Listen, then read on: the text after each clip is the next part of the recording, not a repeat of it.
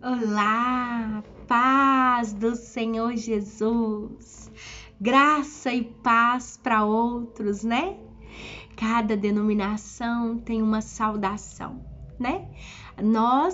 Eu tenho o hábito de dizer sempre a paz do nosso Senhor e Salvador Jesus Cristo, né? Nós não dizemos como alguns dizem, paz, mas paz de quem? Né? Nós precisamos dizer sempre corretamente como os apóstolos nos ensinam e como o próprio Senhor nos ensina, que a graça do nosso Senhor e Salvador Jesus Cristo seja sobre nós, né? E quando nós formos saudarmos alguém, que a gente possa saudar por inteiro, não pela metade, porque ninguém coloca um prato de comida e come metade todos os dias. Nós colocamos um prato de comida e comemos toda a comida, né? Então assim também é a saudação e assim também é a palavra de Deus e é a vivência da palavra de Deus. Então a palavra certa e correta de dizer é que a graça de Deus esteja contigo, ou graça e paz, ou a paz do nosso Senhor e Salvador Jesus Cristo esteja contigo.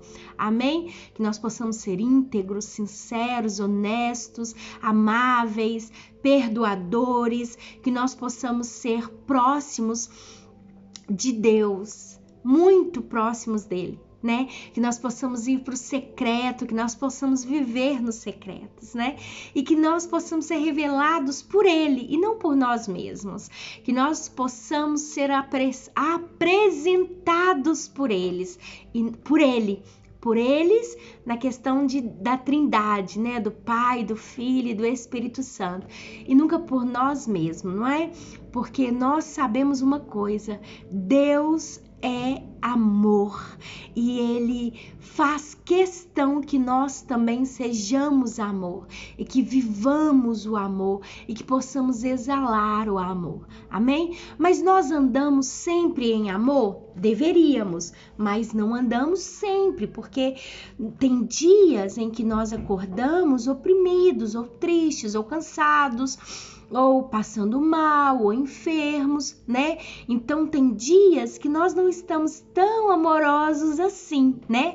E nós que somos mulheres, então, ai, né? Tem dia que a gente acorda que só Jesus na causa. Mas, todavia, entretanto, nós continuamos caminhando com Cristo e vamos pedindo para Ele sabedoria ao decorrer do dia e ao longo da semana e dos meses e dos anos, e nós vamos crescendo em graça, em conhecimento, em experiências, né? Na paciência, nós vamos sendo apurados na luta e na peleja, né?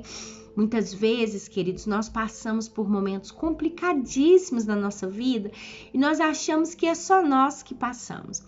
Nós achamos que ninguém mais passa, né? E muitas vezes a gente esquece dos nossos pais da fé, né? Que também sofreu as mesmas dores que nós e passou pelas mesmas lutas e dores e sofrimento que nós. Muitos deles ainda pior, porque alguns deles, como Paulo, como Pedro, né, que eram açoitados, né, que perderam as suas vidas de forma trágica, né? Se fosse olhar nos dias de hoje, alguns de nós diriam assim: eu quero pregar o evangelho, mas eu quero ser crente, mas eu não quero pregar o evangelho, porque eu não quero morrer dessa forma, né? Eu não quero viver preso em cadeias, como Paulo passou a boa parte da sua vida. Alguns dias atrás, eu fazendo o meu devocional com o Senhor, Deus me deu uma palavra, eu fiquei maravilhada com ela e eu queria trazer aqui, eu queria compartilhar com você essa palavra, porque muitas vezes quando nós estamos passando por alguns momentos difíceis, nós achamos, como eu acabei de dizer, que é só nós que passamos. Uma certa vez eu conheci uma senhora que ela tinha 16 anos de crente. E eu encontrei com ela num posto de saúde lá no Brasil, e a gente conversando e compartilhando, né, as coisas da fé, porque o brasileiro é muito bom, que a gente faz amizade na fila e leva para a vida, né? E aquela senhora compartilhou comigo o seu testemunho. E o testemunho daquela senhora ficou marcado na minha vida, na minha mente, né? E muitas vezes eu, quando ia pregar em algumas igrejas, dependendo do tema que eu levava, eu dava o testemunho dela. Eu acredito que naquele dia lá, no posto de saúde, eu acredito que aquele dia foi um divisor de águas na vida dela. E eu perguntei para ela, olha, o testemunho da senhora é muito forte. Como eu sou alguém que está por aí pregando o evangelho, disseminando a palavra de Deus, eu posso, em algum momento, compartilhar o seu testemunho? E ela falou, claro, minha filha, nós somos testemunhas vivas do reino de Deus, sem dúvida nenhuma, pode falar. Então, por muitas vezes eu tenho levado o testemunho dessa senhora, não como uma forma de peso ou condenação sobre ela, mas como uma forma de clarear a mente das pessoas que talvez estejam passando pelo mesmo processo que aquela mulher passou, né? Aquela senhora, ela tinha beirando 50 anos de casada, ela casou, ela era muito menina, ela não teve a oportunidade de escolher o seu esposo, os pais dela escolheu o esposo para ela, era alguém que tinha uma certa posse, né? E só que aquele homem, ele era muito dado ao vinho, e ele era muito dado a prostituição, ao adultério, e ele estava ali sempre causando uma situação para aquela senhora.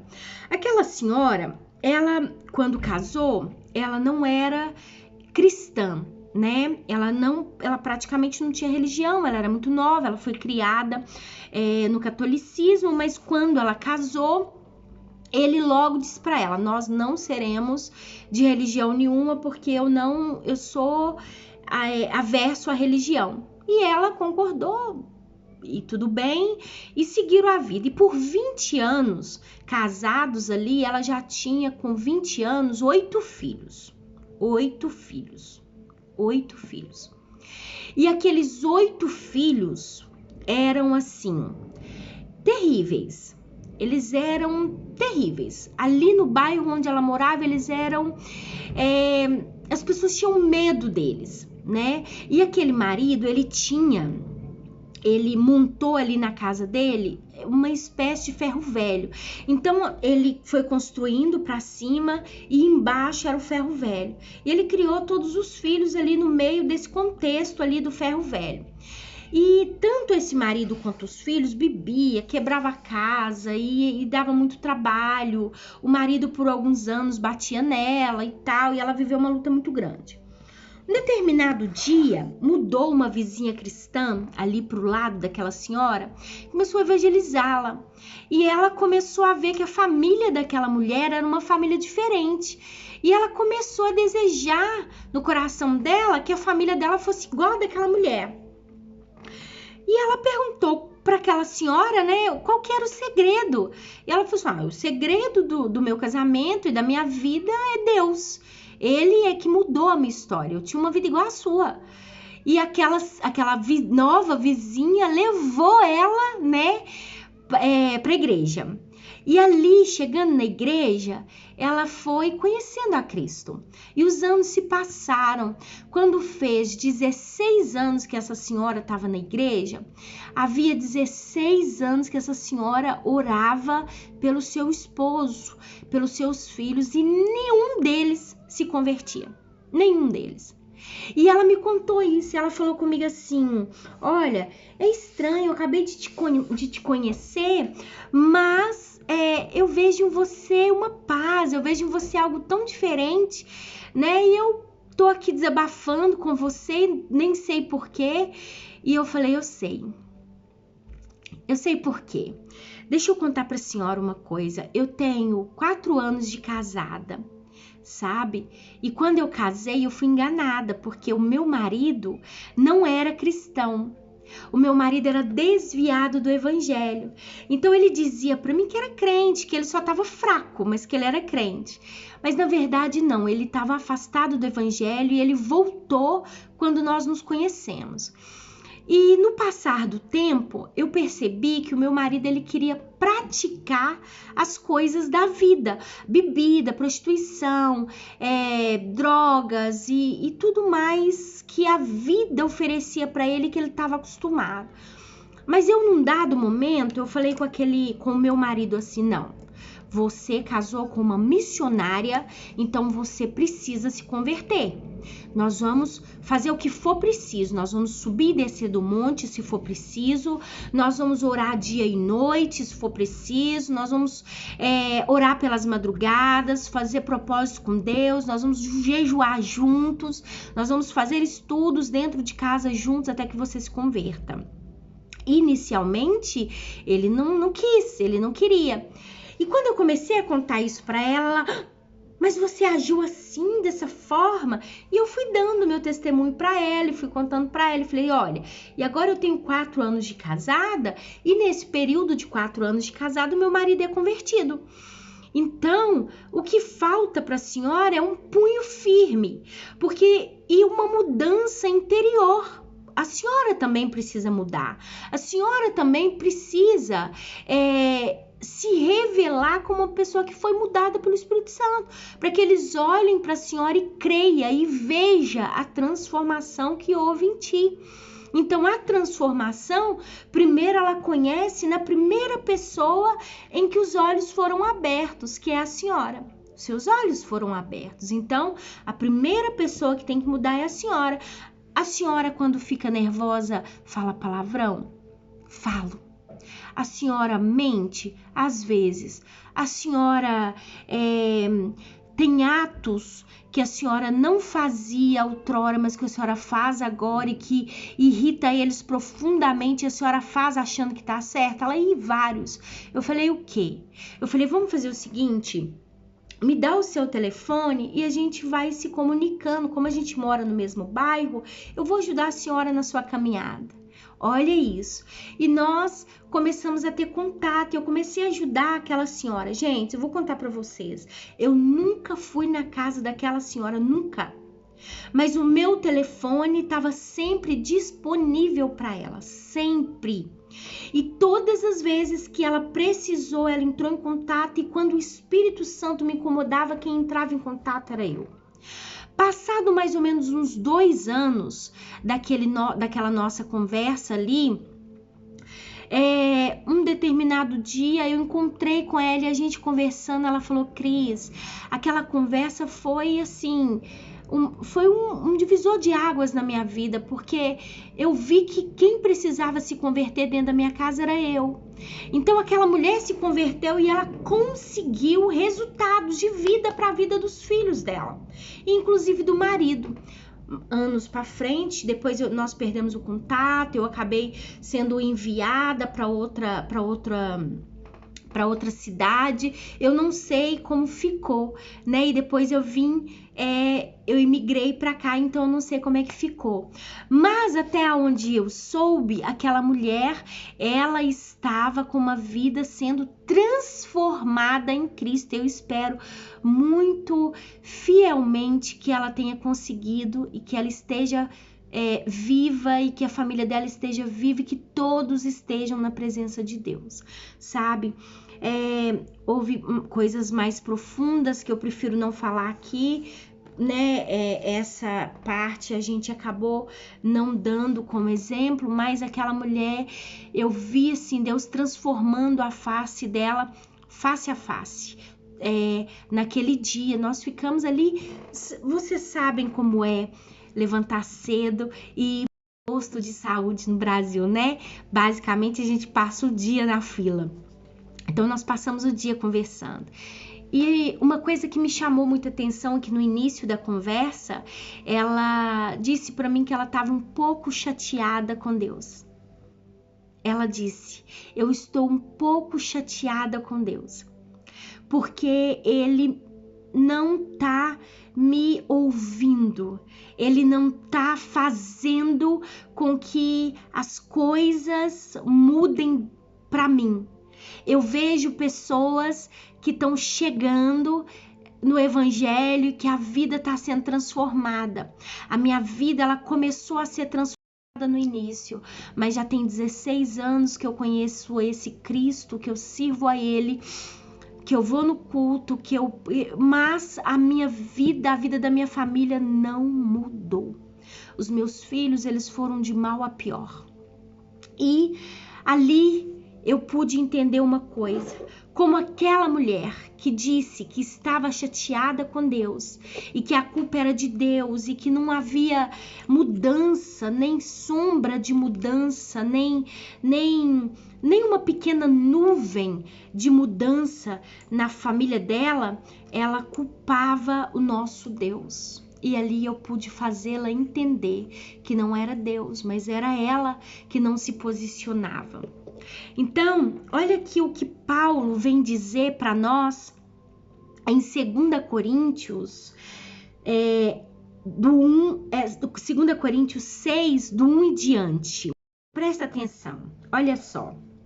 E nós, na qualidade de cooperadores com ele, também vos exortamos a que não recebais em vão a graça de Deus.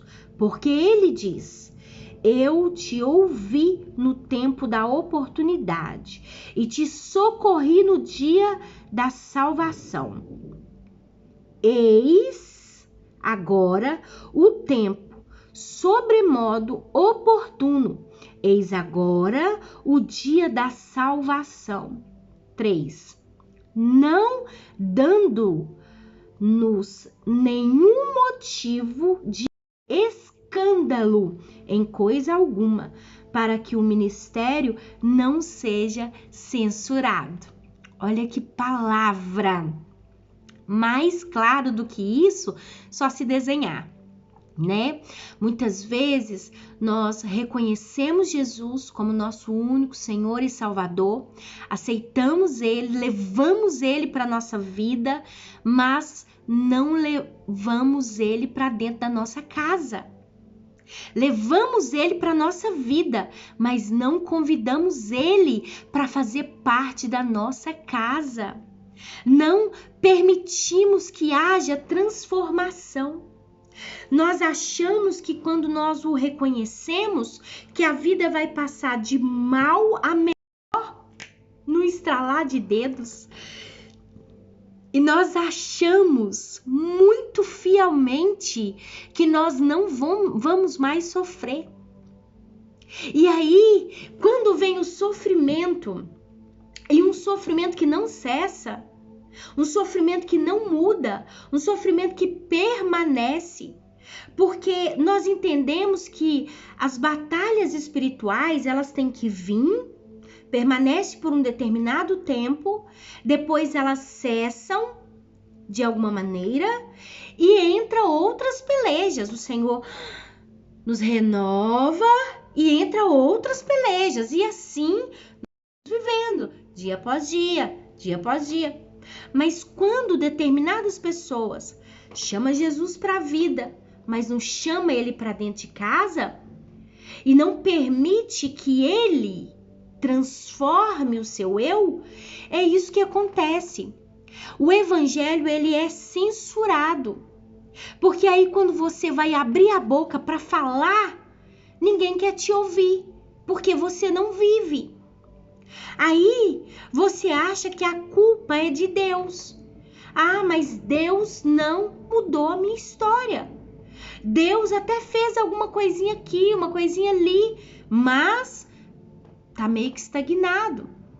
Então, eu tô um pouquinho chateada com Deus, eu tô um pouquinho decepcionada, eu tô um pouquinho triste, eu tô um pouquinho mal com Ele, porque as coisas não estão sendo mudadas na minha vida. Mas escuta isso, Deus, Ele quer transformar você. Deus, Ele quer me transformar.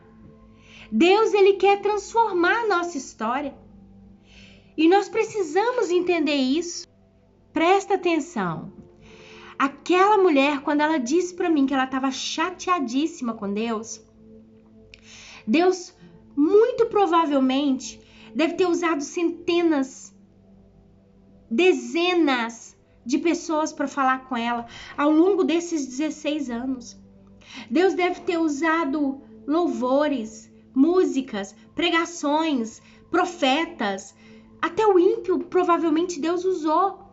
Mas ela estava tão bitolada na dor e no sofrimento e na falta de perdão que ela não conseguia enxergar que o sofrimento dela, de lá de dentro, ela podia extrair tanta coisa boa. Porque o sofrimento, ele vem e ele nos faz extrair coisa boa. Quando ela ia pregar dentro da casa dela para os filhos dela, eles não queriam ouvir, eles não queriam saber. Exatamente porque eles não viam nela uma conversão. Então eles diziam: mãe, depois que você foi para a igreja, a senhora ficou chata demais. Ficou radical, ninguém te suporta. Entende? Por quê? Porque ela começou a denunciar o pecado, mas ela não saía dele. Por quê? Porque ela também não conseguia liberar perdão sobre o marido que traía ela, sobre o marido que bebia e quebrava a casa, sobre o marido que muitas vezes pegava todo o dinheiro e dava para os filhos usarem com coisas erradas. Entende? Então havia muita ferida ali. E não havia um conserto. Aí a chateação não deveria ser com Deus, mas consigo própria. Mas aquele dia foi exatamente o que está escrito aqui. Foi o dia oportuno. O dia do posto foi o dia oportuno que Deus escolheu para que nós pudéssemos ali nos encontrar, né? E falarmos dos nossos testemunhos e testemunharmos da palavra de Deus, né? Eu vi o rosto daquela mulher resplandecer, eu vi a feição dela mudar, eu vi ela entender o motivo do erro dela e por que até ali Deus não tinha feito grande coisa, porque eles não deixavam, ela não deixava, né? Mesmo tendo a visão aberta. Mas aí Paulo, ele vai dizer sobre a abnegação de Paulo. Diz assim, ó, pelo contrário, né? Não que o evangelho seja censurado, para que não haja escândalo, para que o evangelho não seja censurado, né? 4. Pelo contrário, em tudo reconhecendo a nós mesmos, presta atenção nisso, reconhecendo em nós mesmos como ministros de Deus na muita paciência, nas aflições, nas privações, nas angústias, nos açoites, nas prisões, nos tumultos, nos trabalhos, nas vigílias, nos jejuns, na pureza, no saber, na longanimidade, na bondade, no Espírito Santo, no amor não fingido, no amor não fingido, na palavra da verdade, no poder de Deus, pelas armas da justiça, quer ofensivas e quer defensivas, por honra e por desonra, por infâmia e por boa fama, como enganadores e sendo verdadeiros, como desconhecidos e entretanto bem conhecidos, como se estivéssemos morrendo, e contudo, eis que vivemos, como castigados, porém não mortos, entristecidos, mas sempre alegres, oh, aleluia, pobres, mas enriquecendo a muitos, nada tendo, mas possuindo tudo. Paulo era um grande homem de Deus. Um homem de uma sabedoria inefável. Porque a sabedoria dele não vinha dele mesmo. Vinha do nosso Deus, que é inefável, que é inesgotável, que é lindo, que é perfeito, que é maravilhoso, que é glorioso, que é exaltado, que é Rei dos Reis, que é mestre. Lá em Provérbios 2, fala acerca da sabedoria. Em Provérbios 4, fala que aquele que possui a sabedoria, ele possui a sabedoria, ele possui o dom da sabedoria. Esse homem é sábio ao extremo. Eu acredito que Paulo, ele caminhava com a sabedoria. Eu acredito, eu tenho certeza que sim. A Bíblia vai dizer que Jesus é a própria sabedoria. Nós precisamos caminhar com Jesus. Precisamos desfrutar dele. Humanamente falando, nós erramos muito, queridos. Nós erramos muito. Nós muitas vezes, nós suportamos tanta calúnia. Nós suportamos, sabe, quando ele diz aqui, por honra e por desonra, por infâmia e por boa fama, como enganadores e sendo verdadeiros. Ele está dizendo da calúnia. Ele está dizendo, ei, estão falando de ti, continua. Estão apunhalando você, continua. Estão fazendo de conta que você é isso, que você é aquilo. Você não é, permanece firme. Anda com a sabedoria, seja renovado, seja cheio de Cristo, seja cheio do esplendor da glória de Deus. Seja cheio desse renovo, viva esse renovo. O Senhor, Ele está chamando a gente para conhecer a Escritura. Ele está chamando a gente para a gente andar de amor em amor, para a gente pregar o Evangelho com a nossa própria vida. Quando nós pregamos o Evangelho com a nossa própria vida, quando nós abrimos a boca para falar da palavra de Deus, as pessoas param para ouvir. E elas não censuram o Evangelho. Sabe por quê? Porque elas estão vendo em nós algo diferente. E elas desejam também esse algo diferente. Que nós possamos ser e caminhar em pleno século 21, como Paulo andou ali 60 anos depois que Cristo ascendeu ao céu. Que nós possamos olhar para esse Deus e enxergar essa verdade, essa pureza, esse amor, essa glória. Que nós possamos, seja no ponto de paragem, seja no posto de saúde, seja no hospital, seja na clínica, seja dentro de um salão de beleza, seja num açougue, num talho, seja onde for, numa praia, que quando a gente abrir a nossa boca, que o testemunho diário e contínuo possa ser o reflexo das palavras que saem da nossa boca, que brota de dentro do nosso espírito, como uma fonte que jorra e não cessa, mas que jorra e que inunda outras vidas. Que nós possamos ser um rio que jorra para outras vidas e jamais um poço, jamais uma represa. Que nós possamos, queridos, viver tudo que Deus tem para nós e que nós possamos descobrir o maior segredo da vida. E o maior segredo de Deus é ser o verdadeiro adorador. Que nós possamos adorar a Deus a tempo e a fora de tempo. Que nós possamos adorar a Deus, que nós possamos servir a Deus, que nós possamos ser servos de Deus, que nós possamos glorificar o nome do Senhor e que nós possamos viver exatamente como Paulo viveu aqui, exatamente como Paulo está falando aqui aos Coríntios, como ele está exortando esse povo.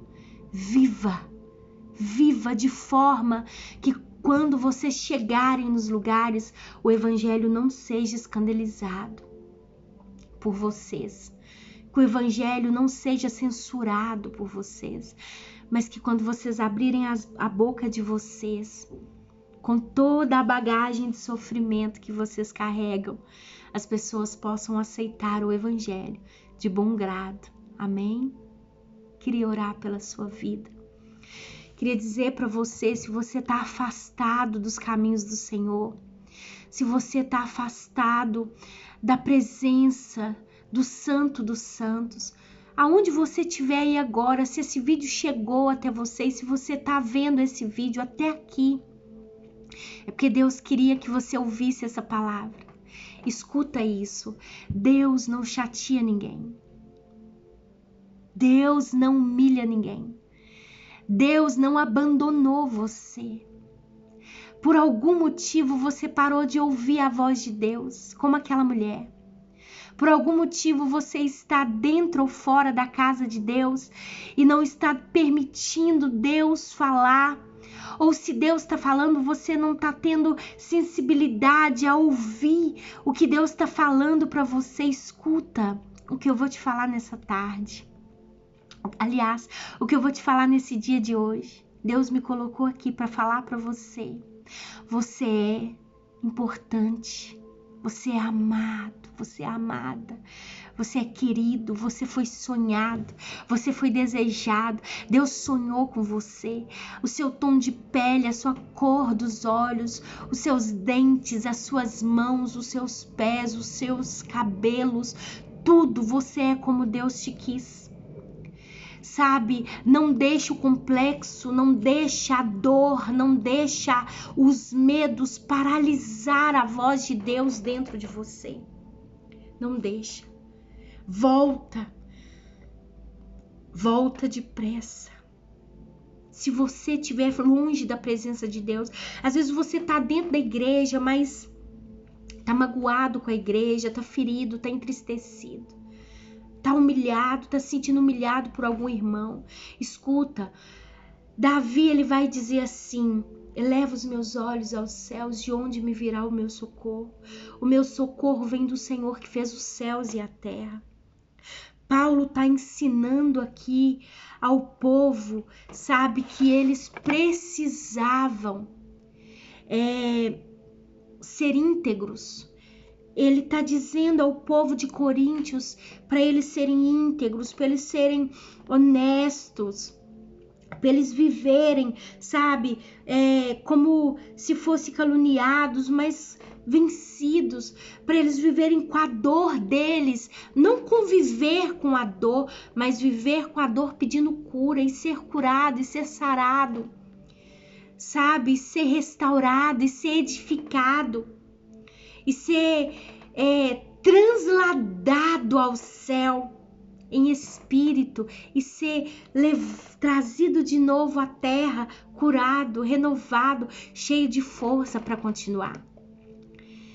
Eu queria fazer uma oração por você, se você se encontra dessa forma, se você estava triste, se você estava humilhado, se de alguma maneira essa palavra edificou a sua vida.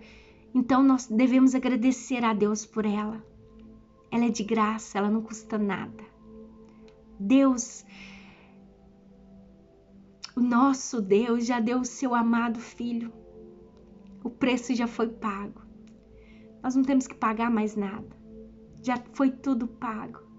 Nós só precisamos nos posicionar. E a palavra para você nessa tarde é: se posicione, querido. Pare de olhar para os tempos. Deus, ele diz assim: quem olha para o tempo não planta. Quem olha para o tempo também não vai colher, porque se não planta, não colhe. Querido, pare de olhar para a sociedade, para de olhar para as redes sociais, para de olhar para o escândalo do homem que é como eu e você. Pare de olhar para dentro das igrejas que estão falidas. Pare de olhar para dentro das igrejas que estão agindo erroneamente. Ei, olhe para Cristo, olhe para Ele. Se um dia você teve intimidade com Ele, chama Ele de novo. Fala, Senhor, eu fiquei ferido demais, eu fiquei ferida demais, eu fiquei doído demais, eu fiquei mal demais. Mas eis-me aqui, Senhor, eu quero ser curado. Naquela tarde, lá dentro daquele posto de saúde, eu orei por aquela senhora. Eu tinha um óleo ungido ali dentro da minha bolsa, eu ungi aquela senhora. E aquela senhora, ela ficou tão renovada. Ela ficou tão renovada que ela brilhava. Nós quebramos ali o arco, a lança. Nós guerreamos por ela, nós oramos por ela. Sabe, o meu marido, quando ele chegou ali mais tarde, ele pôde testemunhar do renovo, da glória, daquilo que Deus fez na vida dele. E ele disse para aquela senhora: não desista do seu marido, não desista dos seus filhos. Querido, querida, não desista dos teus. Ore por eles, jejue por eles, batalhe por eles, e eles serão bem-sucedidos, eles serão abençoados, curados, restaurados, renovados. Quantos foram curados num leito de morte? Porque creu nessa palavra. Tá doendo? Segue doendo até que o Senhor te cure. Tá ferido? Siga ferido até que o Senhor te cure. Tá com medo? Entregue os seus medos para Ele. Quando ele diz aqui no 10, entristecidos, mas sempre alegres. Alguém pode entender isso? Entristecidos, mas alegres, porque Deus, Ele renova o nosso espírito. Entristecidos pela situação, pela história, pelo testemunho, pelas coisas da vida, pela humilhação, pelo abandono, pela dor, por tudo, mas alegres em Cristo. E ele diz: pobres, mas enriquecendo a muitos. Oh, glória a Jesus! Que palavra maravilhosa! Amém? Sem mais delongas, eu quero orar por você. Senhor, meu Deus e Pai, Deus, eu quero orar pelo meu irmão. Eu não sei até onde esse vídeo vai chegar e eu não sei, mas eu sei que ele vai chegar a alguém que está realmente precisando. Quero pedir ao Senhor, cuida dessas vidas, Pai. Deus, traz renovo. Senhor Deus, repreende o vício da bebida. Repreende o vício da prostituição, da pornografia. Repreende, Pai, o vício, Senhor Deus, de falar mal dos outros. Repreende, Senhor, toda lascívia, toda dureza do coração. Repreende o medo, os traumas, repreende as dores. Deus, em nome de Jesus, repreende a depressão, a angústia, a dor do abandono, a dor da traição, a dor do sofrimento, Senhor Deus, por falta do alimento dentro de casa. Abre portas, ó Pai, de excelente empregos para os teus filhos.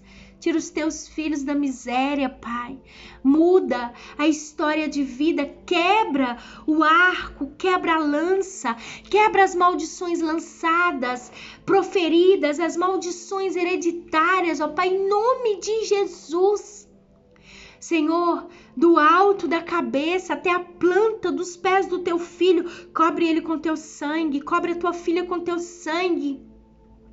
Muda a história dele, muda a história dela, assim como o Senhor tem mudado a minha história dia após dia, muda a história deles também, que haja cura, que haja renovo, que haja restauração, que haja vestes de alegria, que o Senhor possa tirar as vestes salpicadas de sangue do pecado e que o Senhor possa lavar as vestes do teu filho e da tua filha no sangue do Cordeiro e que o Senhor venha em nome do teu filho amado Jesus vestir com uma veste nova, uma veste de alegria. Que o Senhor venha colocar sandálias do Evangelho, da preparação do Evangelho e da paz sobre os pés, nos pés dos teus filhos. Que o Senhor venha colocar o anel no dedo deles, ó Pai. Que o Senhor venha restaurar o casamento deles. Ó Deus, restaura, traz para perto aquele que foi para longe. Senhor Deus, que o Senhor possa escrever o nome deles, daqueles que te reconhecerem, aqueles que voltarem para a tua presença através dessa oração. Que o Senhor reescreva o nome deles no livro da vida. E que de lá, Senhor, nunca mais seja tirado, Pai. Apagado, Deus, em nome de Jesus. Fortalece os teus filhos. Coloca hinos de louvores, ó Pai, nos lábios deles, para que eles possam te adorar em espírito e em verdade, para que eles possam entrar no Santo dos Santos e para que eles possam te conhecer no mais profundo da intimidade contigo. Deus, que esse vídeo possa chegar na casa do miserável, na casa do pobre, na casa do rico, na casa do preto, do branco, na casa, Senhor, daquele que necessita ouvir a tua voz. Que o Senhor possa mudar a vida dos teus filhos, em nome de Jesus. Senhor, eu declaro paz sobre a vida dele. Eu declaro paz sobre a vida dela. Eu declaro paz sobre o lar dele. Eu declaro paz sobre o lar dela. Mas não é qualquer paz, é a paz de Cristo. Amém? Que a paz de Cristo possa habitar dentro da sua casa e que você possa viver o novo com o Senhor. Eu vou ficando por aqui. Eu queria pedir a você que, se você gostou, você possa compartilhar, você possa comentar e você possa curtir o meu vídeo, tá? Mas não é sobre isso, não. É sobre restauração, tá bom? Beijinho no seu coração, que o Senhor te abençoe e te guarda. Procure uma igreja perto da sua casa. Ore a Deus. Peça ao Senhor para te levar para uma igreja séria, uma igreja que fale do amor de Cristo, uma igreja que anuncia a verdade e não as coisas falsas desse mundo. Amém? Que Deus te abençoe e te guarda.